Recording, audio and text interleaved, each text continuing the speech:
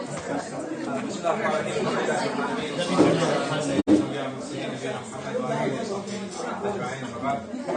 of the things I've done for bringing the sugar in the tea. Is that what it is? Maybe next time go a little bit lighter. Okay, I will bring the sugar. Yeah, just a little less sugar. This is mashallah. But to make it easy for you, I did not use regular sugar. Okay. Because I knew some people may fall, it will make you fall asleep. This is without sugar? No. This is a healthy sugar. This is healthy sugar? It's not. Okay, can we be less healthy next time? Yeah. Okay. All right.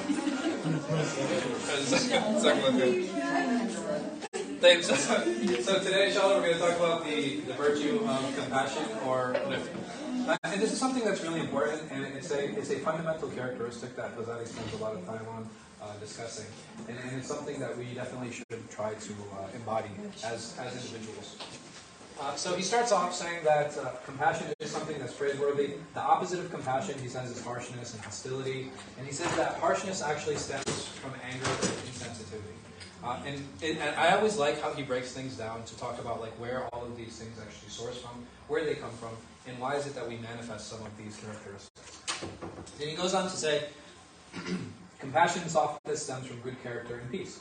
It can also stem from a drive or need to control to the point where it overcomes the ability to think and establish. What do you guys think about that? Oh, also, before I continue, Shema mentioned that I sometimes use Arabic terms and I don't translate them. Just raise your hand if I do that. I try to keep it English as much as possible, but sometimes I overlook. The other complaint I get is I speak too quickly. I speak too quickly. I've tried slowing down. I think I do pretty good for my khutbahs, but even then people complain. And I was like, no, I just can't go any slower than that. Those who spend time with me, like... You should come with subtitles. Right? Subtitles, they'll move too fast. They'll be like, I can't read that fast. Articles are very expressive. I'm sorry? Articles are expressive. Okay, I'll do that. So, what do you guys think about this? Where it says drive or need to control. Yeah. Does that mean you just want to get it over with? So what happens is sometimes we become so tunnel vision, and we want things to end up a certain way. So what happens is that we lose our what? We lose our compassion, right? Because we become so driven. We become so driven that many times we'll overlook the individual or overlook the person because we're trying to get what? We're trying to get that goal. We're trying to get there. Where does this happen a lot? For those of you who work in nonprofits, you might have a better idea. Corporate. It happens in corporate, for sure. Well, corporate is more selfishness. Well, not to say that, you know what? No, selfishness happens in nonprofits. So, yeah. But what's the difference? So, in corporate, your drive might be more money. In corporate, your drive might be more power. In nonprofit, it's more power than it is money. Not to say that nonprofits don't do well financially. Salvation Army, you guys know Salvation Army? It's like, I don't know what the revenue is, but it's like in millions. Islamic Relief, also revenues in millions. So being nonprofit doesn't mean no profit. Yeah, so this is the most misconception. It's a big misconception. Yeah, Do you guys know the difference between nonprofit and for-profit? The difference is a for-profit organization means you're going to get a profit with any way, even if it harms somebody. Non-profit means you're still going to get a profit in a way that helps the community. MashaAllah. I didn't know non-profits were so true. Yeah, go ahead. The main difference is distribution to owners. Awesome. Corporate has an owner. Yeah. Non-profit do not have an owner. You can distribute it. Awesome. Good. Yes. I think a non-profit organization could be something that includes... Do you think or you know? Maybe somebody can object. I can't... Let me finish my statement. So a non-profit organization could be something that involves volunteering work or something that includes, for example, developing or educating a group of people without the need of money. And it's not money is not necessarily involved in non-profit organizations. That's what I think. For-profits don't always need Check money. it out. Like internships. You work here for free, right? Yes, exactly. But you could get there's a paid internship, or there's not paid internship. Yeah, non-paid internships are in for-profits or non-profits. They're both. They're both. They're both? Yeah. So I mean, here, what Nazim said is actually right. A for-profit, the profit is distributed to the shareholders, right? In non-profit, where does the money go? Where does the profit go? Community. The organization. No? It goes back into the organization. It's not, it goes back to the organization. That's all. What do So they do with it then? what do they do with it? They can use it for salaries, right? What else? They can use it for expenses. They can use it for investments. They can use it. Right now, what is one of the wealthiest non-profit organizations? Number one, baby. No. Catholic Church. The Catholic Church. Huge swaths of land that they still own till today. What is The Harvard endowment. All Ivy League schools. All the Ivy League schools have a huge endowment, and endowments are technically tax-free. Yes. Ivy League schools even have their own investment firms. Yes. that manage So, those billions. so what's amazing is that these endowments have investment firms that manage their money. That's how much money. Is it because of how many members are in, for example, the faith? And I thought you said the Catholic Church. You mentioned the Catholic Church. Is it because there are a lot of members of the Catholic Church? Is that why? Can you explain why? Well, I mean, that's more of a theological history of the Catholic Church.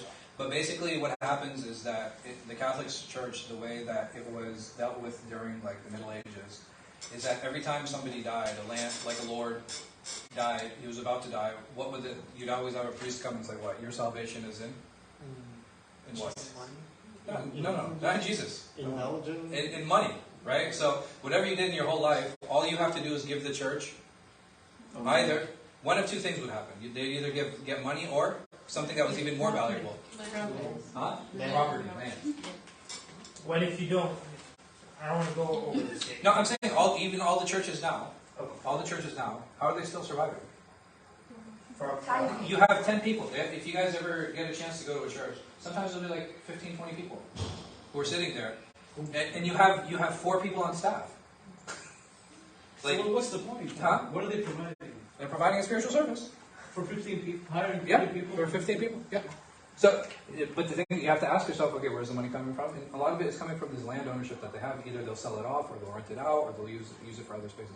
And they get the money from, for example, donations, or they could get the money from, like mentorship programs. There's a lot of ways to get the money, right? So most of the money that comes to these places that the Muslim community hasn't really taken advantage of is through estates. So when a person dies, they'll leave a percentage of their estate to their church. So in the Christian faith, I was a Christian before. Yeah.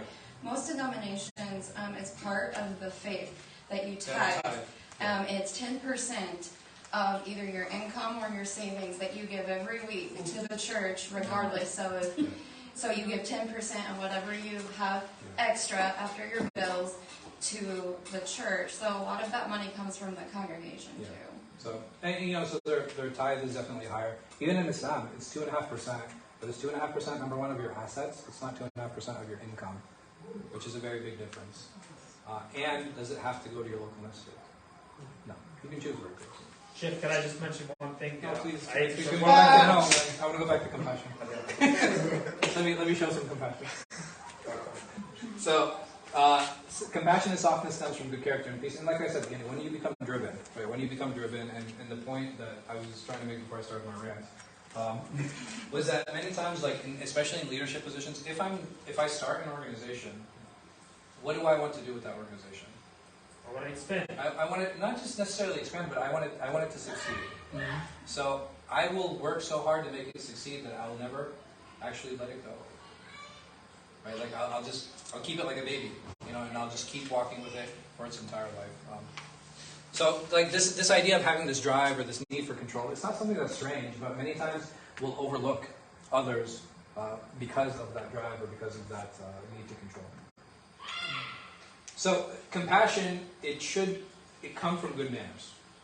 Compassion comes from good manners. And these good manners come from suppression. It comes from suppression of 2 things. What are those 2 things? Anger. You guys listen. And? Ego. Well, ego is yani juz min. Huh? Envy? Spite? Insensitivity.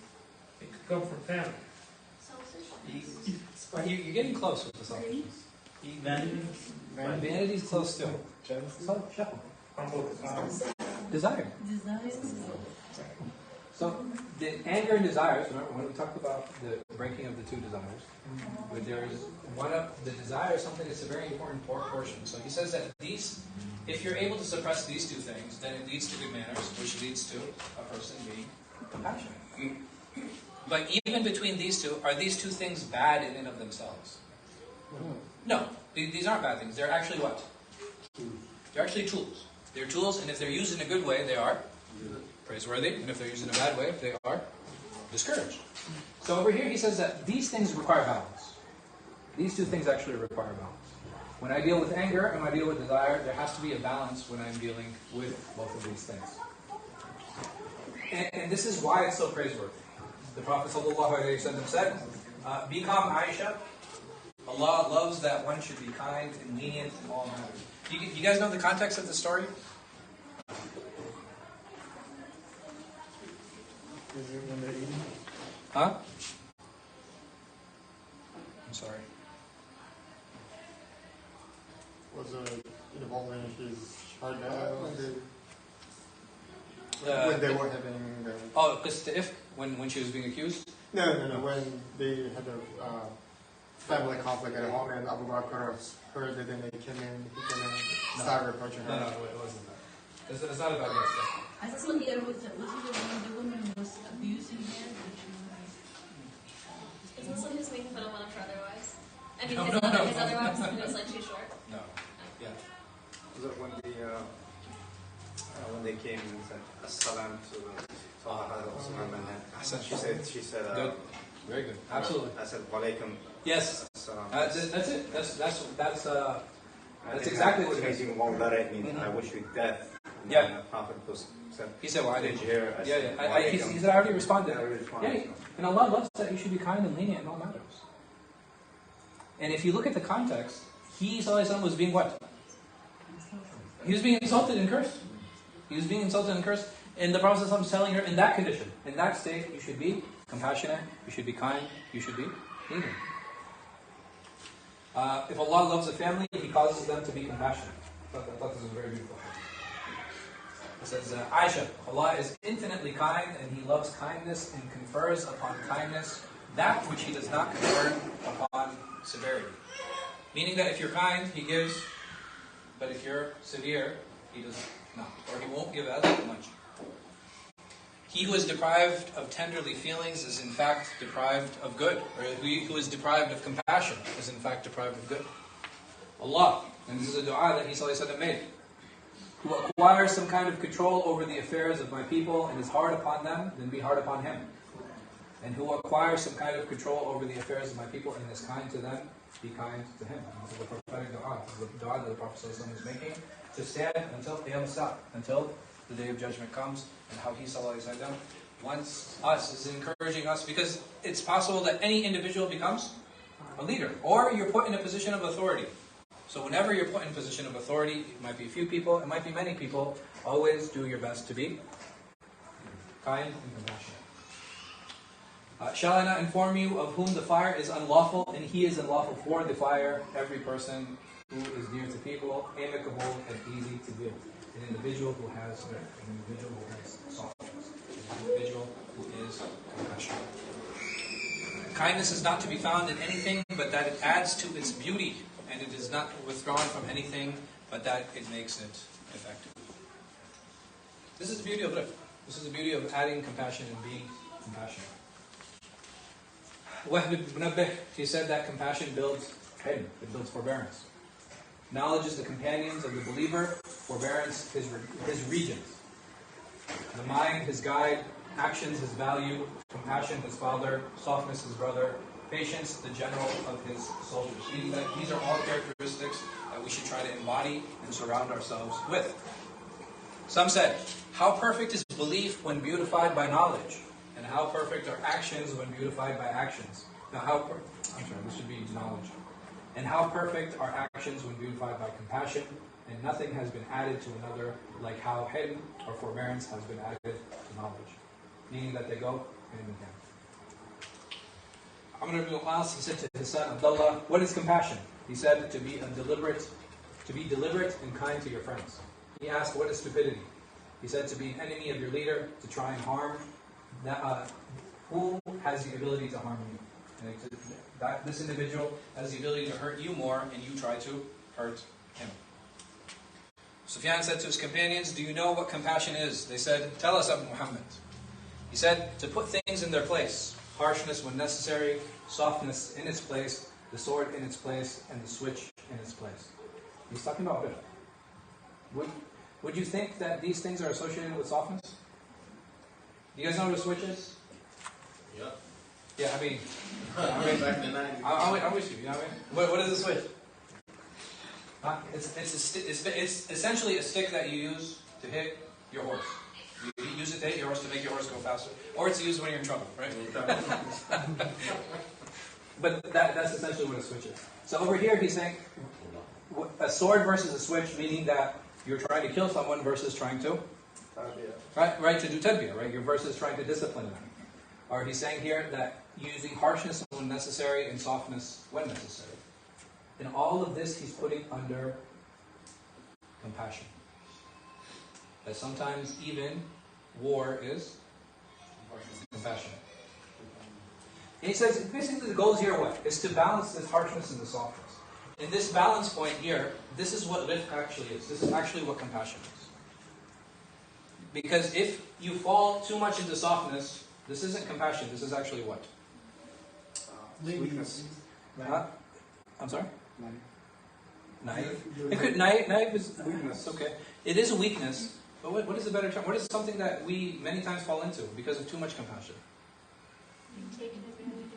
Right, naivety is definitely there. Naivety can be one, and another one can be pity. Right? When we show too much compassion towards someone, pity is actually a gown of arrogance.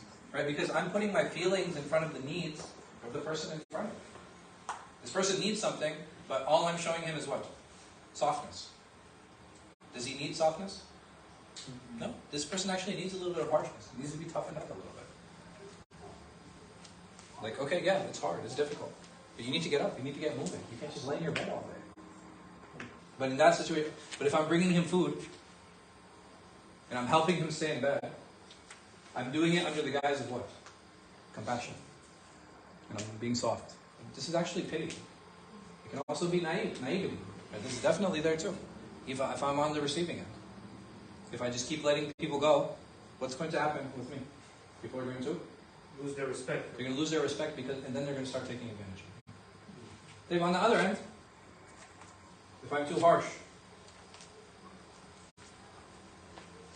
I just become a very angry person. Right? Because I'm always upset, always angry.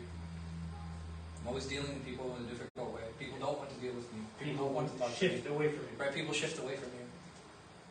And subhanAllah, even the person who's naive, do people like being around that person? Like think of it, subhanAllah, isn't that amazing? A person who's naive, nobody likes actually being around that person.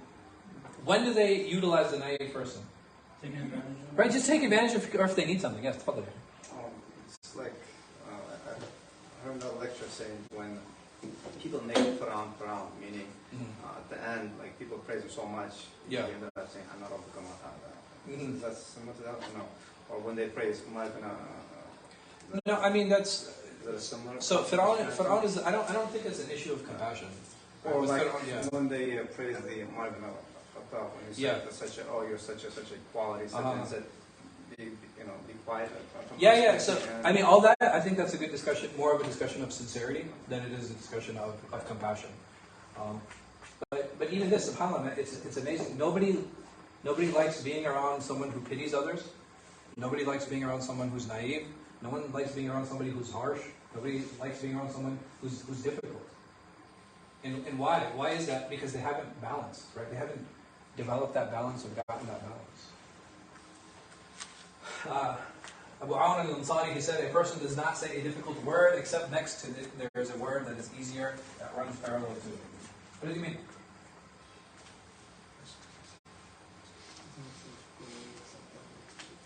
softer word. What are you talking about? What is he saying? There's a kinder way to. There's a kinder way to do things. There's not just there is, there how often? He's saying every single time. He said every single situation there's always a kinder, easier way to do it. And, you know, sometimes what do we do? It's like, well, I tried everything. Well, that was the best way I could say it. Yeah, I couldn't be any nicer than that. No, you could. Abu Hamza al-Kufi, he said, do not take a servant except for that which is necessary. For every person is accompanied by a shaitan. Know that they do not give you any harshness except that what is easier, so to give you that which is, you know, basically what I was saying here, because I translated this very poorly. But basically the shaitan, it gives you what? The shaitan that accompanies you, what does he want you to do? Does he want you to be compassionate or harsh? He wants you to be harsh. He's saying that go against your shaitan, because you always have a alternative. And that alternative is in the form of compassion. So don't let the shaitan rule you. Al-Hasan said, a believer is one that stops and ponders, not one like he who gathers firewood at night. So Hatta al-Dayn is something it's a very common Arabic term that's used to describe somebody who gathers firewood at night. What do you guys associate with the gathering firewood at night? You should have done it earlier when it was daylight. Okay, what does that tell us about the person? It's too late. Like Sure. after you Creepy, weird. You need the fire. You need firewood. Very brave. Wow. Yeah. I mean, brave or foolish, right? One of the two. Yeah. So he's gathering it. So he should have gathered it during the day, but he's gathering. Why is he gathering it at night? He has no feeling. He needs to. He's not being wise. You can associate him as a firewood collector. He's trying to keep his honor. Like, I don't want people to know me as a firewood collector. He doesn't stop to think. No. Well, he doesn't stop to think. When I'm gathering firewood at night, can I choose? No. So what am I gathering? Anything you can. Anything and everything. You can get harmed by animals. Yeah, like, okay, like if I pick up a piece of wood and it's like a snake, right? Or if I pick up a sharp piece of wood, and there's no way for me to see it, or differentiate it, or when I'm carrying it. And so, versus somebody who stops and ponders, somebody who spends time. At night, can I spend time? Like, the longer I'm out gathering wood at night, the more what? I'm putting myself in. I'm putting myself in danger. This person is going to be rushed or no? Yeah. He's going to be extremely rushed. And many times, if I didn't do something at a certain time and I do it later, why? Procrastination. Because I was procrastinating. Right? Because I waited. So, here you're talking about characteristics like procrastinate, rushed, hurried, not differentiating. Right? Do you know if it's a good piece of wood or a bad piece of wood? Right? You have no idea. And Hassan, he said, a believer is like, he's one who stops in waqaf, muta'anni. He stops, he thinks, he ponders. Meaning that none of his decisions are what? Rush. All of this is a praise from the scholars for compassion, and that is because it is beneficial in most times and situations. While the need for harshness might present itself, it is rare. Perfection is in distinguishing between the times for need of compassion and need of harshness. To give everything its right, even if short-sighted. So I might not be the most insightful person, right? I might not see very far ahead, but even for me, what should I try to be? Compassionate. If he is troubled with an issue, then he should try and gravitate toward compassion, for victory is mostly through. And this is the message that Ghazāli is trying to give us. To try to be as compassionate as possible.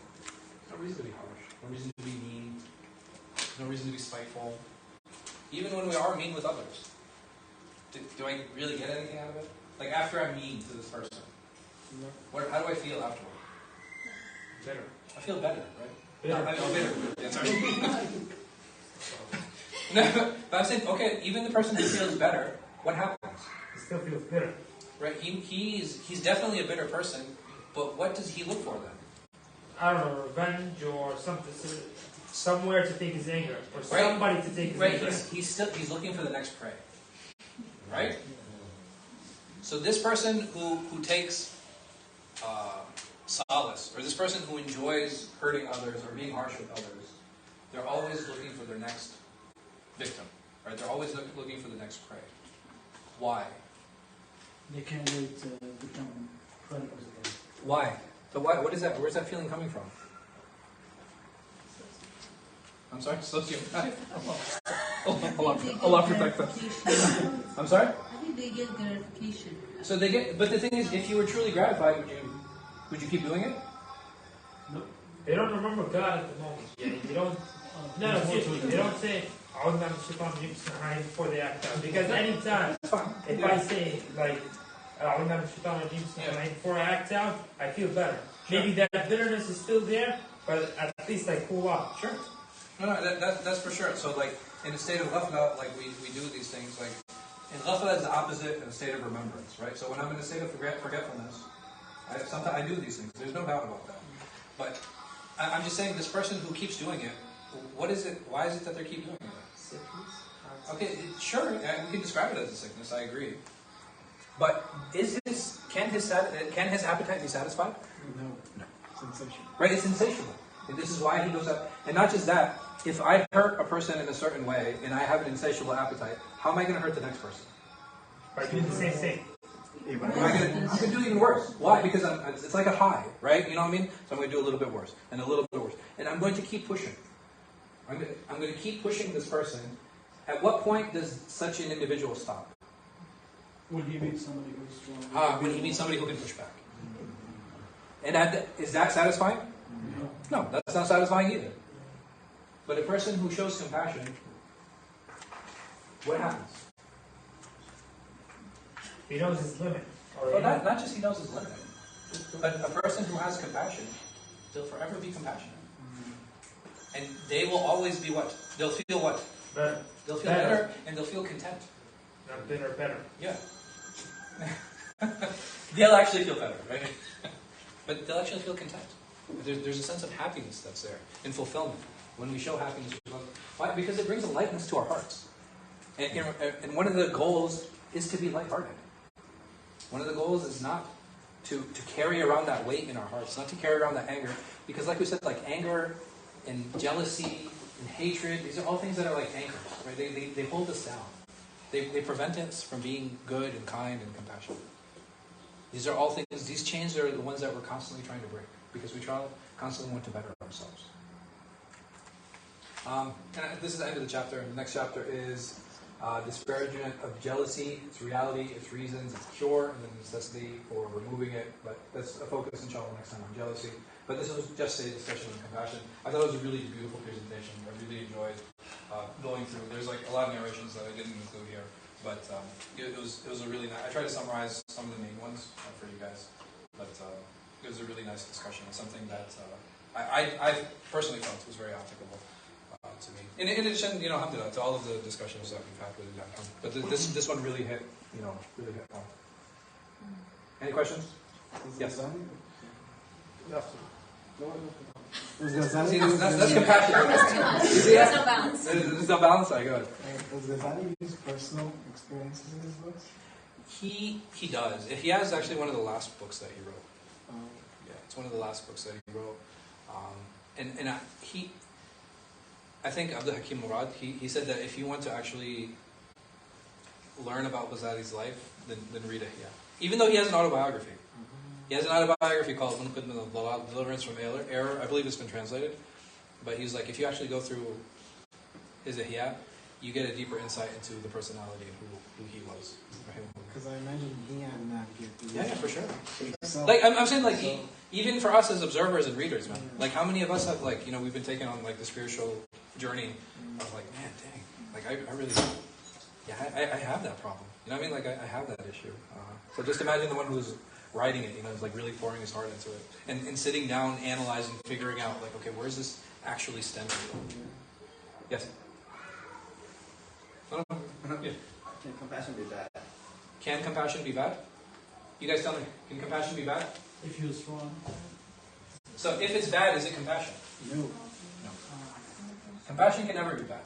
What can be bad is when the balance is out of whack. If you're either too soft or you're too hard. Yeah, compassion have a goal. Compassion, meaning, is there a goal? Yeah, what is the goal? When I'm compassionate, what is my goal? Huh? To be kind? Huh? To make Allah happy. To please Allah subhanahu wa ta'ala. So it's catch-22. It's either... It's either please Allah or what? No, I'm talking about the compassion part. It can never be bad. It's just Yeah, no. Compassion is not bad. Compassion is not bad. The only thing that's bad is when there's no balance. When there's no balance. Right? But even the compassion, it's not too much compassion, it's too much softness. Or too much harshness. Right? That's the problem. Because if too much softness, we said that either it can turn into naivety or pity, and too much in the other direction, it can become harshness and, you know what I mean, like very close-mindedness. So that's the thing that's important. That's the thing that's very important. Any other questions? Situations? Yes? You gave the example of like if you use too much softness, like you gave the example of like if somebody is sleeping all the time or whatever, Yeah. they're not getting out of bed and they're not being productive. The first thing I thought of was like, okay, if somebody's struggling from depression, for instance, would you give them a window of time of like that softness? Like what would you do? Like sure. That's a valid question. But the thing is, you have to understand, like for certain things, there are layers to them. There's a spiritual layer. Sometimes there's a mental health layer, right? There's a lot of things that go into that. Mental health, I think, is important. You know, I have no doubt in that. I don't know if the way that it's being practiced today is the best way. Right? So, I think as an individual, we have to set our own boundaries. Meaning that if there's a person, at what point can I stop helping a person? Does that make sense? Right. So, and we'll use the example, same example. The person is in bed; they refuse to get up. You go and you visit the first day. You probably, come on, get up now, let's go. Forget it. It's okay. It happens. Second day, third day. How many days did you go? A week. Okay. Anyone else? Huh? At what point? Like when they can't function, or they're not going to school or work or something. Okay, so when it has an effect on their personal life? Yeah. Yeah, sure. I think that's a very good criteria. There's no wrong answer, right? There's no wrong answer in this, and like, well, yeah, I would go for like 7 minutes, and I'd be like, yeah, it's like, bro, dude, like, you didn't even get a chance. You know what I mean? But giving that time frame is the compassion. Now, for some people, their level of compassion is 3 days. For some people, it's a week. Some people, it's 2 weeks. Sometimes it depends on the relationship. If you're married, how long are you going to wait for your spouse in that situation? No, I'm being very honest. Right? If you have a spouse who's just laying in bed, how long are you going to wait? That's a long time. Help for them. Right? We try to get help for them for sure, but is it a new marriage? Do they have kids? Right? It's not. There's no prescriptive answer. Like, okay, no, you must wait 7 days, and then after that you go. No, it really depends. It really depends on the individual. People react in different ways. Some people will have more patience. Some people have less patience. Because even getting help, and I do appreciate that you guys are saying that. At the end of the day, who does the responsibility fall on? You. Themselves. The individual themselves. Because and you guys all know the saying, I can take a horse to water, but I can't make it drink. So I can bring help to this person. I can try, I can give them outlets. Yeah, but if they don't want help, it doesn't matter what I do. Right? It doesn't matter what I do. If this individual needs medication, like I can shove it down their throat, but it's not necessary that they swallow it. Right? There are a lot of things that we can try to do, but at the end of the day, the person has to be motivated. So we shouldn't depend on therapy, or we should try to help ourselves first before depending on external things. No, for sure, but I can't. It can't be like your friend has been. It's like, yo, man, he hasn't gotten out of bed for 3 days. Like, no, I'm kind of working on myself right now. you know what I mean? Like, that's not. There has to be a little bit of a balance there too. We're always working on ourselves. No, but nobody stays in their bed for 3 days. People do. Nobody in their right mind. No, I think that's a bit insulting. Yeah. But Yeah, but saying that, there are people who and That are not hospitalized? It happens. I mean, listen, there are. not hospitalized. No, I'm saying that there are individuals who will stay in bed sometimes for days at a time, and the only time they'll get up is to pray. No, what I mean, Sheikh, it's not what I mean. So does this person have a spiritual problem? Yeah, it's not, Yeah. he just stays in bed because he's lazy, or she's lazy, or they don't have a motive. Which, if they're sick, or if they have any mental condition, that's not what I meant. Okay. Yeah. Yes.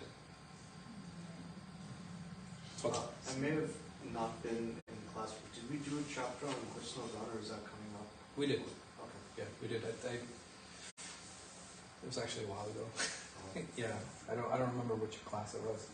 If you guys want to help me like labeling the classes, I think it's like a good idea for you guys. So if you guys want to go through the old ones and just give the titles, I can put them in. Be like, hey, lecture 27 was the topic. That way, others when they come, they can actually click on it and know it. I think they are titled. They're titled On your YouTube. like 1, 2, 3, 4, 5. Oh, they're not. Yeah. Like the order is tight. You know what I mean? The order's on point, but there's no individual titles for each of the lectures, each of the discussions. Yeah, right. Yeah. Like reviving the revival. Any other comments, questions, issues? No. Close. All right. Salat in about 10 minutes, inshallah. I'll see.